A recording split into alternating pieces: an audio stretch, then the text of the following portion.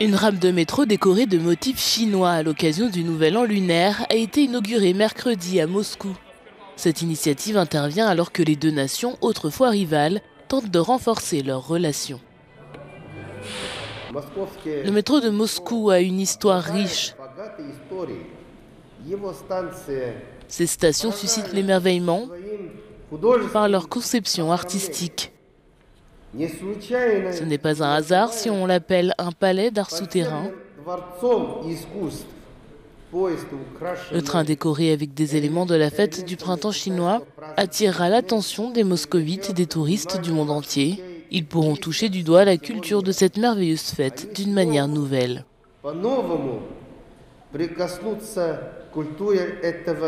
Recouvert d'un dragon doré qui serpente le long de l'extérieur et d'autres images traditionnelles chinoises à l'intérieur, le train de la ligne qui relie les parties est et ouest de la capitale russe circulera pendant un mois. Le plan du métro de Moscou est désormais disponible en chinois.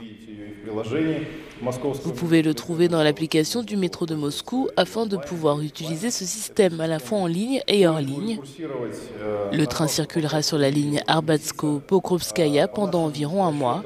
Selon nos calculs, environ 250 000 moscovites et visiteurs de la capitale verront ce train étonnant. L'ambassadeur de Chine en Russie, Zhang Hanhui, a fait l'éloge de l'art du métro de Moscou et a souligné les liens historiques entre les deux nations. Aujourd'hui, au tout début du Nouvel An lunaire, montons dans ce train qui symbolise l'amitié séculaire entre la Chine et la Russie et dirigeons-nous vers l'avenir radieux de nos relations bilatérales.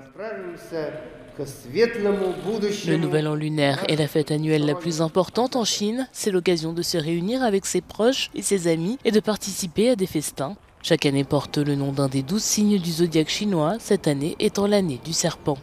Outre le train, Moscou célèbre également le Nouvel An lunaire avec des rues ornées de lanternes et de dragons, des ateliers culturels et des stands de nourriture chinoise traditionnelle.